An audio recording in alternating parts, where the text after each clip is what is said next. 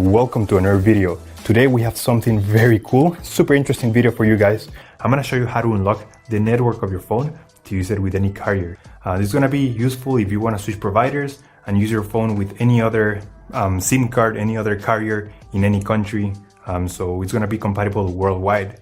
So this is by far the best way to unlock your phone. I'm gonna show you how to do it step by step. Now this will work regardless if your phone is still under contract or out of contract. It doesn't really matter.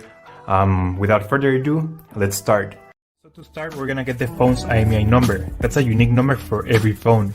So to get it, simply dial *#06#. As you will see, your 15-digit IMEI number will appear in the screen of your phone. This number is very important. It represents the ID of your phone, and keep it somewhere close because we're gonna use it in a few seconds to unlock this phone. Okay, now we're gonna switch to the computer. We're gonna use this website to request the unlock code to unlock this phone.